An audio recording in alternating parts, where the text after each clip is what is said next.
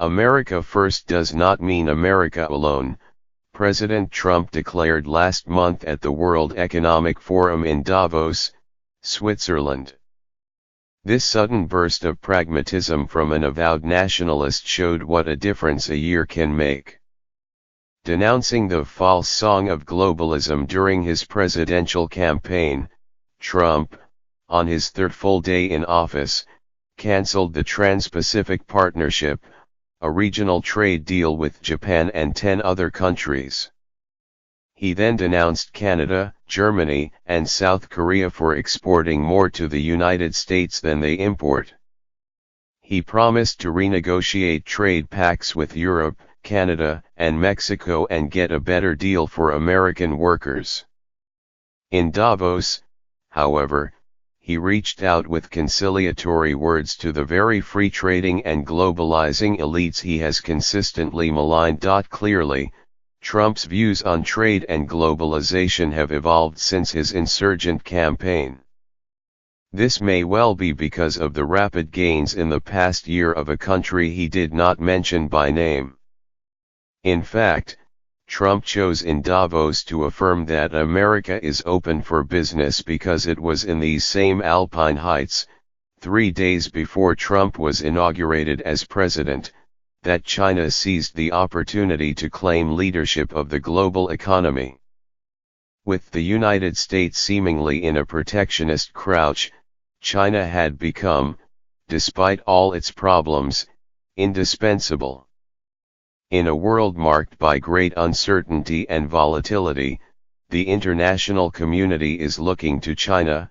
Klaus Schwab, the founder of the World Economic Forum, said last year while introducing his guest, the Chinese President and General Secretary of China's Communist Party, Xi Jinping. As the usual gaggle of hedge funders, Silicon Valley executives and government officials looked on, 11 rose to defend free trade and globalization against the relentless attacks of Trump. Some people blame economic globalization for the chaos in our world, 11 said. One should not retreat to the harbor when encountering a storm, for this will never get us to the other shore of the ocean. 11 then confidently quoted Dickens. It was the best of times, it was the worst of times. These are the words used by the English writer Charles Dickens to describe the world after the Industrial Revolution. Today, we also live in a world of contradictions. Never mind that Dickens was actually describing the world before the French Revolution. 11's claim of openness was, to say the least, riddled with contradictions of its own. It is increasingly difficult for foreign companies to do business in China. Beijing's Made in China 2025 industrial policy aims to increase indigenous innovation and self-reliance. When Trump, a year later in Davos, denounced such unfair economic practices as industrial subsidies and pervasive state-led economic planning, there was little doubt which nation he had in mind. Yet 11 is entitled to some of his rhetorical point scoring. The financial crisis of 2008 greatly weakened the American economy, but it left China relatively unscathed. More important, China, whose share of world trade in the mid-1970s was less than 0.5%, is today the world's leading exporter, the hub of new and increasingly dense transcontinental trading networks that bypass the United States. When the United States grows, so does the world, Trump claimed in Davos. But America's status as the linchpin of the global economic order is now endangered. The trading system China dominates has reduced the long dependency of Latin American and sub-Saharan African countries on American and European markets.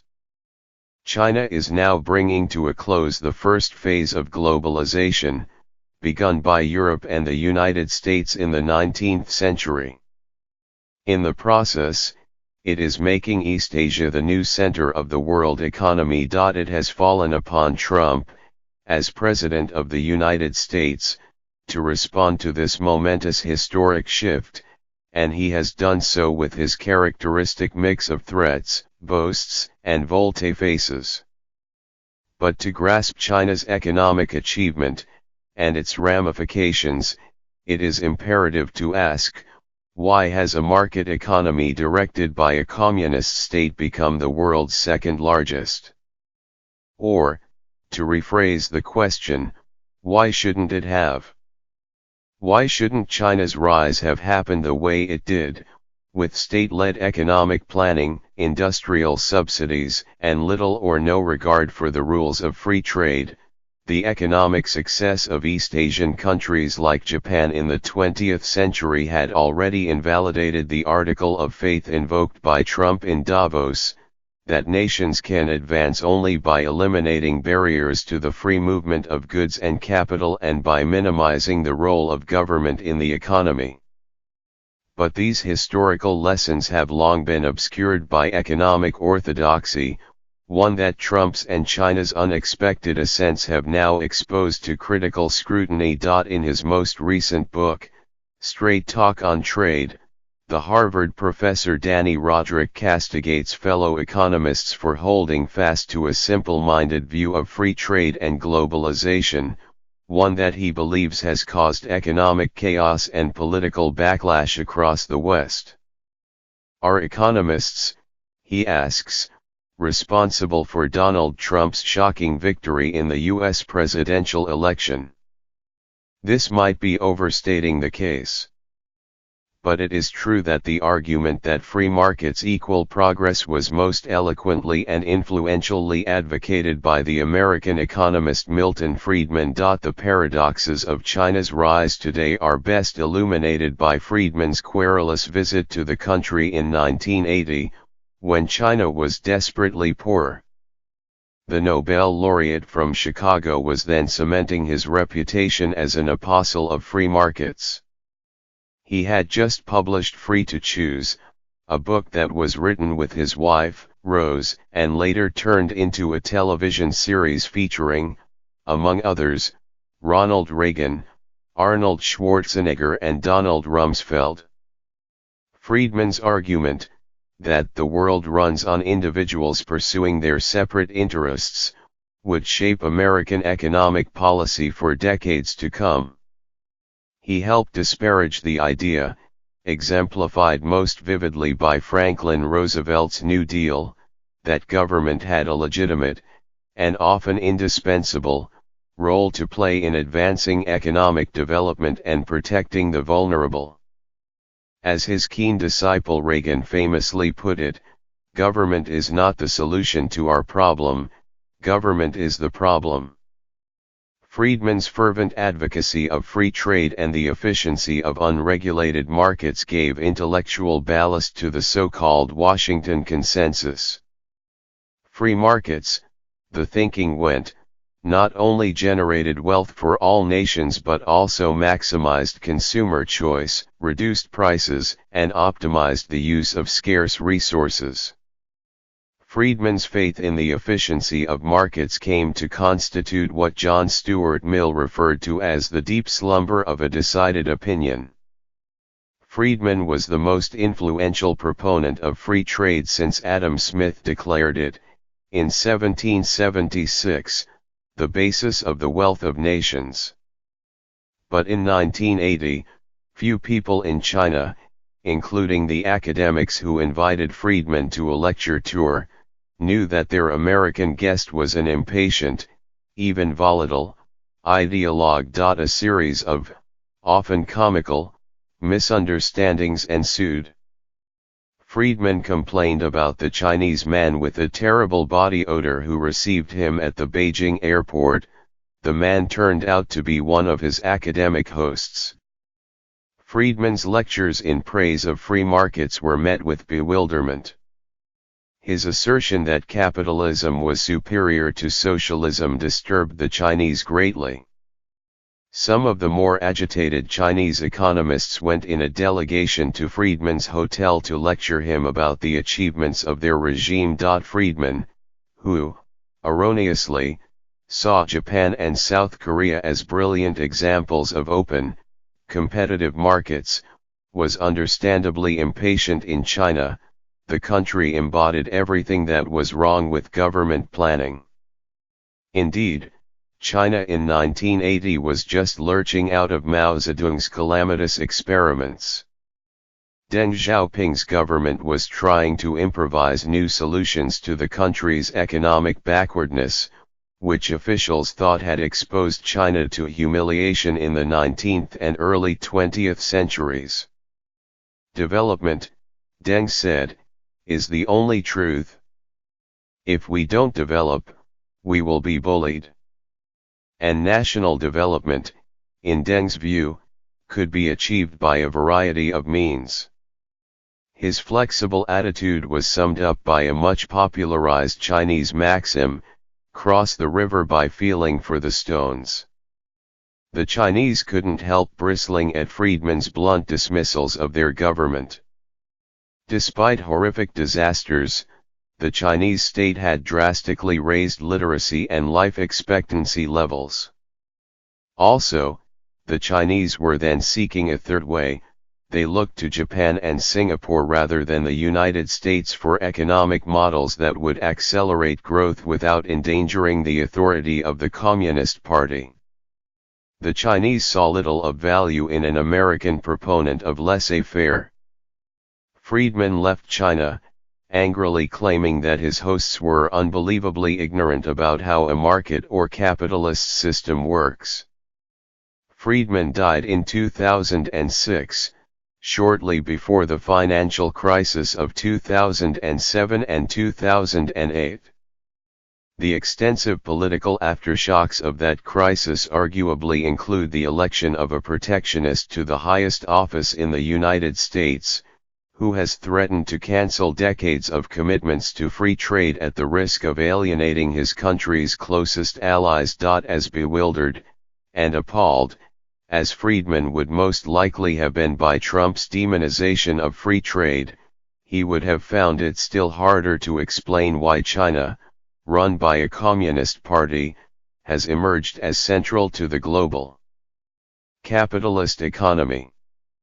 For the Chinese regime achieved this not by liberating its 1.4 billion citizens to maximize their private interests in unfettered markets, but by controlling its currency, owning large businesses and intervening heavily in investment decisions by private companies. Indeed, economic history reveals that great economic powers have always become great because of activist states. Regardless of the mystical properties claimed for it, the invisible hand of self-interest depends on the visible and often heavy hand of government. To take only one instance, British gunboats helped impose free trade on 19th-century China, a lesson not lost on the Chinese. Britain was protectionist before it was a free trading nation. The United States itself was, while industrializing, the mother country, as the economic historian Paul Barrick wrote, and bastion of modern protectionism. Its average tariffs in the late 19th century were nearly as high, 45%, as the steepest ones Trump has slapped on imports of washing machines.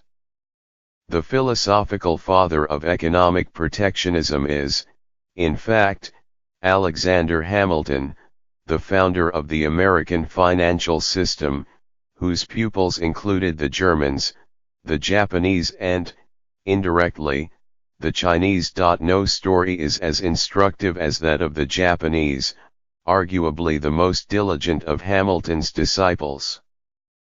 Post-1945 Japan preceded China as the hub of regional and intercontinental trade networks.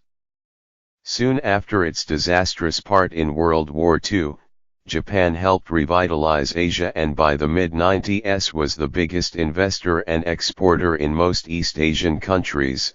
It gave more foreign aid and sent more tourists to them and was the biggest buyer of their raw commodities. What's more, it offered a model for development that combined a market economy with state intervention, one that China was even then beginning to learn from. How did Japan, a country devastated by a world war that had few natural resources of its own, achieve economic primacy in Asia? Friedman's explanation in Free to Choose was that free trade set off a process that revolutionized Japan and the lives of its people. Francis Fukuyama, who proclaimed the end of history in 1989, credited Japan's success to economic liberalism of the kind espoused by Adam Smith. But the Japanese followed a very different model, one adopted from Hamilton. Japan learned early the political risks of economic stagnation. At the height of 19th century imperialism, it signed a humiliating treaty that subjected its trade policy to the control of 5 Western powers, deprived it of the right to impose tariffs, set radically low import duties, and gave foreign residents in trading ports extraterritorial status. Smarting from such insults, the conservative Meiji rulers of Japan became obsessed with regaining their sovereignty and protecting themselves from foreign tormentors. In this endeavor, they looked to Germany. Unified in 1871, Germany was scrambling to catch up with industrialized Britain. To do so, it borrowed from recipes of national development proposed by Hamilton soon after the Americans broke free of their British overlords. In his report on the subject of manufactures, submitted to Congress in 1791, Hamilton used the potent term infant industries to argue for economic protectionism. Hamilton's father was Scottish. Born in the West Indies, then a British colony, Hamilton was keenly aware of how the British practiced protectionism, preventing colonies from competing while selling their own goods around the world. In his view, infant nations needed room to maneuver before they could compete with established industrial powers. The United States embraced many of Hamilton's recommendations. The beneficiaries were, first, the textile and iron industries, and then steel. It was Hamilton's formula, rather than free trade, that made the United States the world's fastest growing economy in the 19th century and into the 1920s. And that formula was embraced by other nations coming late to international economic competition. Hamilton's most influential student was a German economist named Friedrich List, who lived in the United States from 1825 until the 1830s and wrote a book titled Outlines of American Political Economy. On his return to Germany, List attacked the free market gospel preached by Britain as sheer opportunism. In his view, the British could afford to kick away the ladder of protectionism they had climbed to the summit of global industry and manufacture. He was all for free trade, but only after young industries had been nurtured in a protective environment. Applying List's lessons, Germany moved with spectacular speed from an agrarian to an industrial economy. The stakes were higher for Japan. There was hardly a country in Asia that had not been forced by Britain, Holland, and France into unequal trade agreements. Economic liberalism was not a feasible option. The visible hand, the state rather than the market, was needed to guide development. Closely following Germany's example, Japan heavily subsidized its first factories, copied British design, and imported foreign machinery and engineers. It not only protected many of its businesses from excessive competition but also guaranteed them a minimum profit. When World War I disrupted Europe's monopolies in its Asian colonies, Japanese companies moved in with their textiles, bicycles, and canned foods. Following Europe's free trading imperialists, Japan had invaded and occupied Taiwan and then Korea, turning them into protected markets for its small industries. In a further refinement, the Japanese state bribed and coerced manufacturing companies.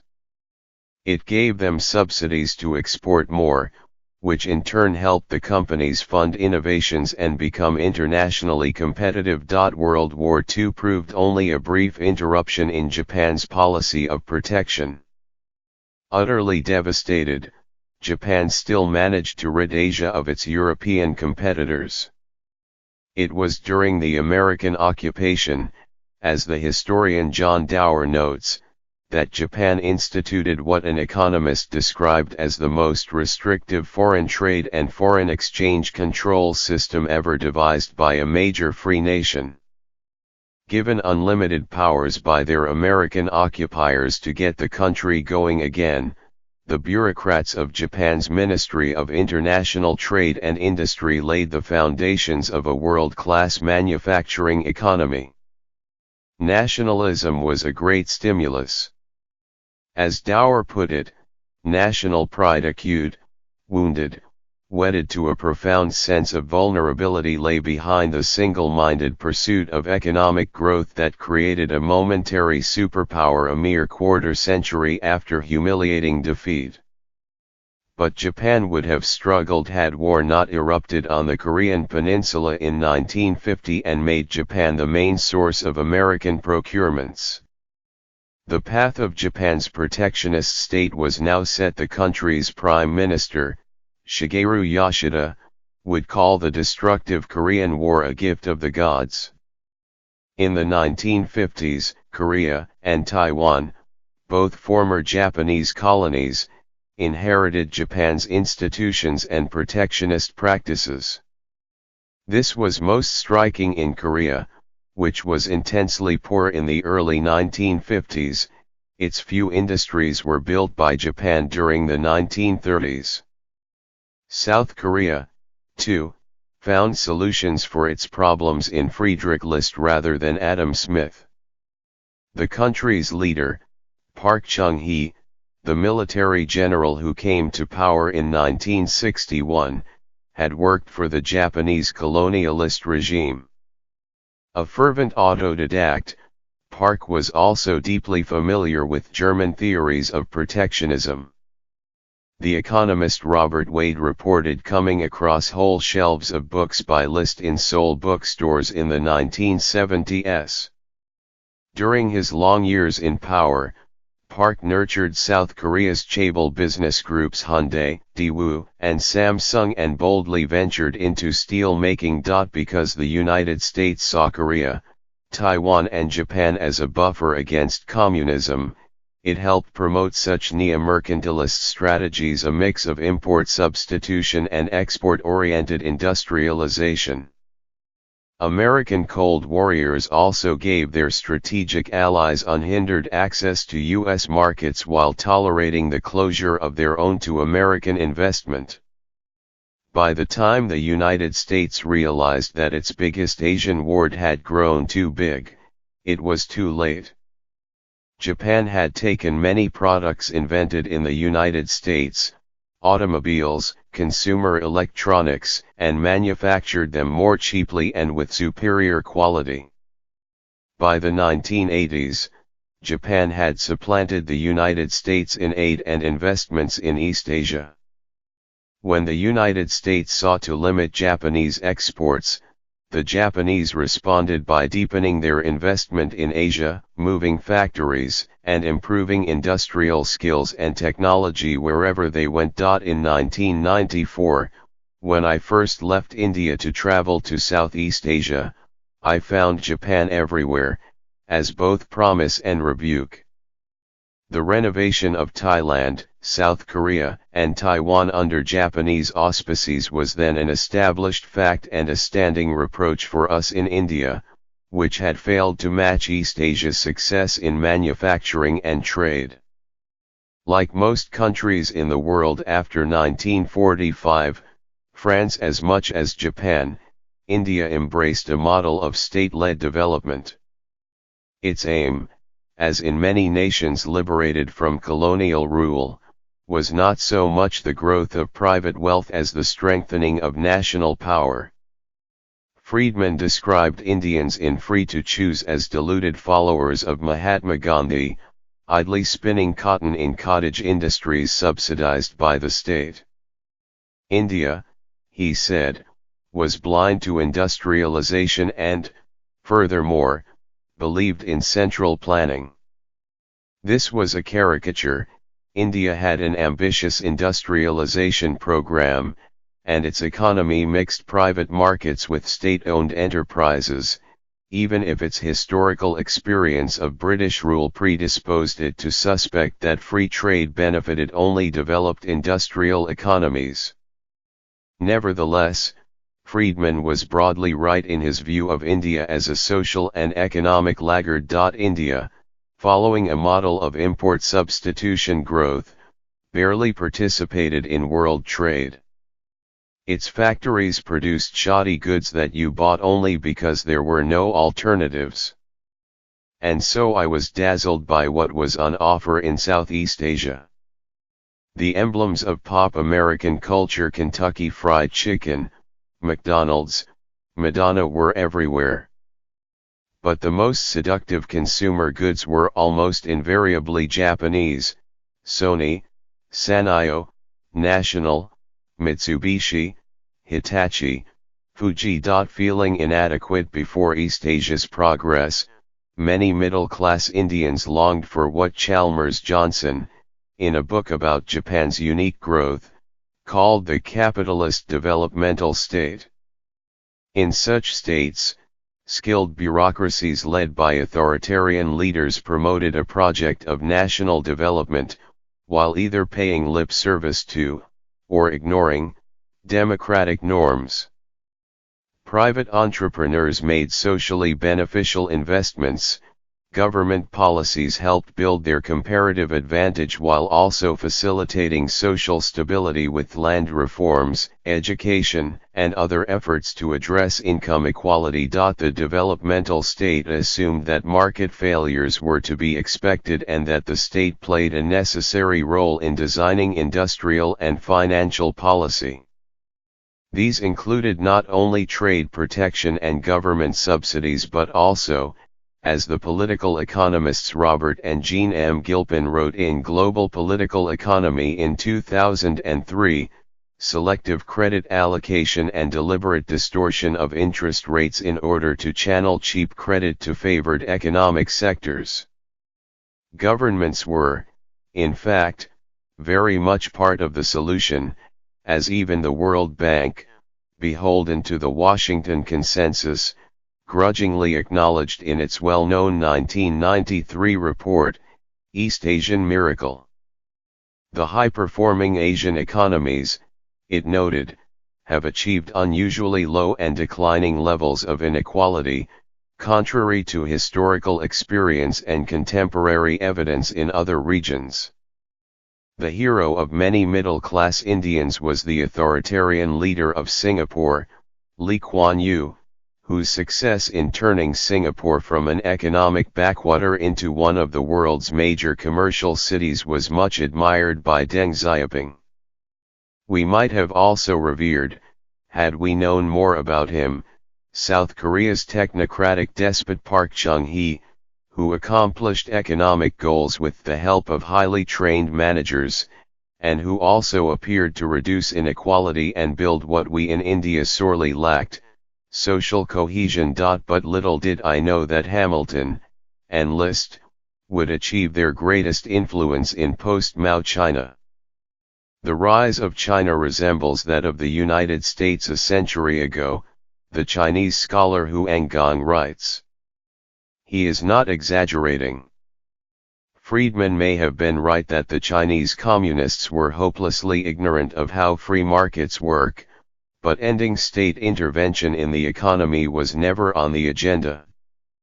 After Mao, Chinese leaders looked to Japanese and other East Asian developers, just as the East Asians had once looked to Germany. The first investments in China in the 1980s came from Japan as well as from transnational Chinese business networks based in East Asia. China benefited from the market networks, management, and technical know-how that accompanied these investments. Encouraged by the Clinton administration, it entered the World Trade Organization in 2001 and quickly seized the opportunity limitless export markets opened by American insistence on free trade. Once Japan became the leading investor in Asia, regional production chains began to link those countries with one another. As Korea, Hong Kong, Singapore, and Taiwan moved up the technology and value chains, they invested in developing countries, like Vietnam and Indonesia. This process of regionalizing investment and production, which largely dispenses with Europe and America, has now been accelerated by China's rise as a manufacturing power. The biggest investor in Vietnam today, for instance, is South Korea, whose biggest trading partner is China. The success of China's state-led economy presents, in many ways, the same economic and ideological quandary that Japan unexpectedly threw up before the United States when, in the 1980s, it became the world's leading creditor. A regional trading system dominated by China will make Asian countries less likely to enlist in American geopolitical objectives. Locked into boundary disputes with its neighbors, China has accelerated the militarization of the South China Sea, acquiring more than 3,200 acres of land on reefs and outcrops and installing runways, ports and hangars.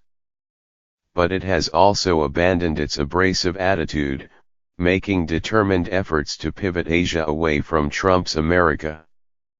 And it seems to be succeeding. With China offering generous infrastructure deals to the former American territory of the Philippines, President Rodrigo Duterte announced that it is time to say goodbye to the United States. Previously he threatened to ride a jet ski to a Chinese man-made island in the South China Sea and plant his country's flag there. Other rival claimants to parts of the South China Sea, Malaysia, Vietnam, and Brunei, have also moved closer to Beijing since Trump's election.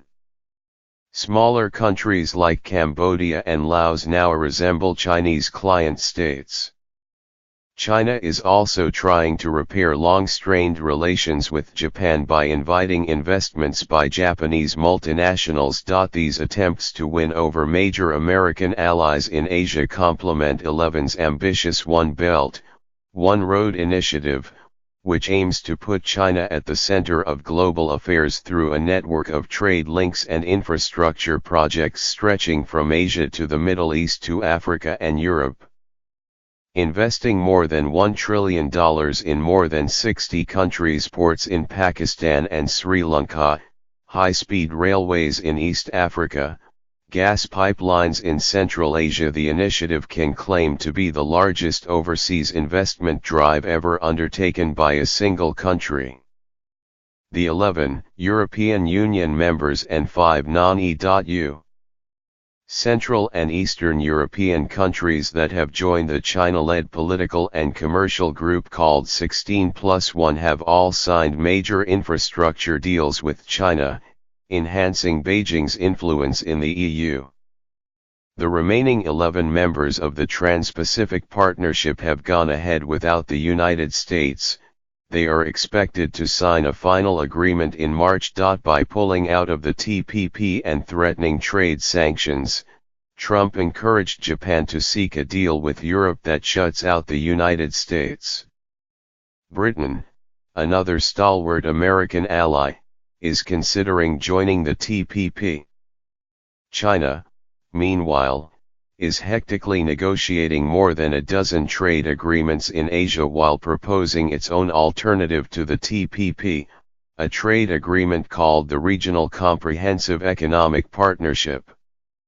China has also intensified efforts to build alternatives to such Western international institutions as the World Bank and the International Monetary Fund. In 2014, China inaugurated, against staunch American opposition, the Asian Infrastructure Investment Bank, whose members now include all Asian states except Japan. There is little doubt that Beijing is presenting itself as a benign alternative to the United States. In a speech just before his second term as the party's general secretary, 11 claimed that there were more takers internationally for Chinese values. China, he said, offers a new option for other countries and nations who want to speed up their development while preserving their independence. It was always wildly optimistic to suppose that China would eventually be integrated into an American-dominated order and persuaded, if not forced, to adopt its norms. A post-colonial Indian like myself, who traveled to China and read in its modern history and literature over the last decade and half, could only be skeptical of such claims.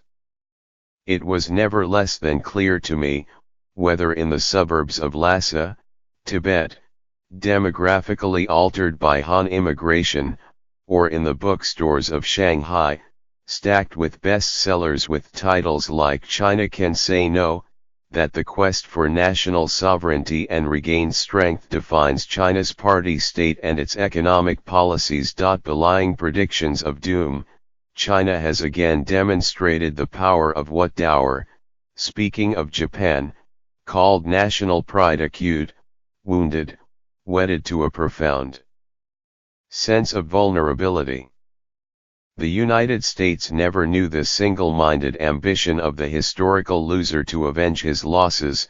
American leaders now reckon with it at home, in the wake of a nationalistic backlash against free trade and globalization. Some confused policies and mixed signals have accordingly defined the American position on China.